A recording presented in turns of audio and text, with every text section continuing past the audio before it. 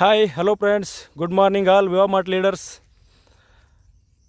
ನಾವು king Kisan growth ಮತ್ತು ಡೆವಲಪರ್ನ ಒಬ್ಬ ರೈತರಿಗೆ ಕೊಟ್ಟಿದ್ದೀವಿ.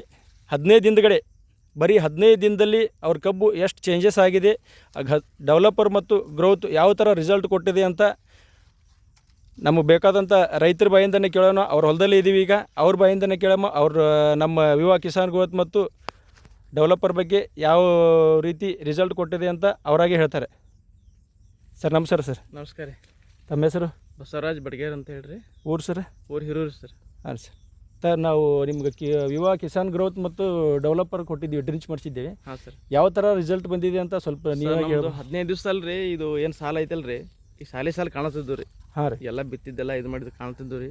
ಹಾಂ. 15 ದಿವ್ಸನಾಗ 2 ಸಾಲ ಕಲ್ತಾವ್ ರೀ. ಹಾಂ ರೀ. ಕಾಣಿಸಲಾಗ್ಯದ ರೀ. ಹಾಂ ರೀ. ನಾವು ಈಗ ಸಾವಯವ ಕೃಷಿ ಏನೈತ್ರಿ ಒಟ್ಟ ಮಾಡಿದಿಲ್ಲ ರೀ ನಾವು ರೀ. ಹಾಂ ರೀ. ಪ್ರತಿ ಸಲ ರಾಸಾಯನಿಕ ಗೊಬ್ಬರ ಅದು ಇದು ಹಾಕಿ ಮಾಡ್ತಿದ್ದೇವೆ ರೀ. ಹಾಂ ರೀ. ಈ ಸಾರಿ ನೀವು ಹೇಳಿದ್ರಲ್ಲ ಕಿಸಾನ್ ಗ್ರೋತ್ ಮತ್ತು ಕಿಸಾನ್ ಡೆವಲಪರ್, ಹಾಂ. ಅದು ಹಾಕಿವಿ ರೀ.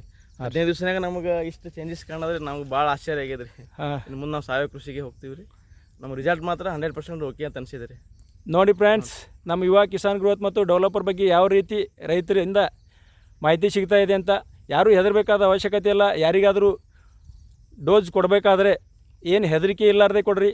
ಯಾಕಂದರೆ ಪಕ್ಕಾ ರಿಸಲ್ಟ್ ವಿವಾ ಕಿಸಾನ್ ಗ್ರೋತ್ ಮತ್ತು ಡೆವಲಪರ್ ಬಗ್ಗೆ ಒಂದು ಮಾತು ಹಿಂದೆ ಹೇಳೋದಂಥ ಅವಶ್ಯಕತೆಯೇ ಇಲ್ಲ, ಅಷ್ಟು ರಿಸಲ್ಟ್ ಕೊಟ್ಟಿದೆ. ಕಬ್ಬು ನನಗೆ ನಂಬೋಕ್ಕಾಗ್ತಿಲ್ಲ. 15 ದಿನಗಡೆ ಬಂದು ನಾನೇ ರಿಸಲ್ಟ್ ಮಾಡಿ ಇದಕ್ಕೆ ಡ್ರಿಂಚ್ ಮಾಡಿಸಿ ಹೋಗಿದ್ದೆ.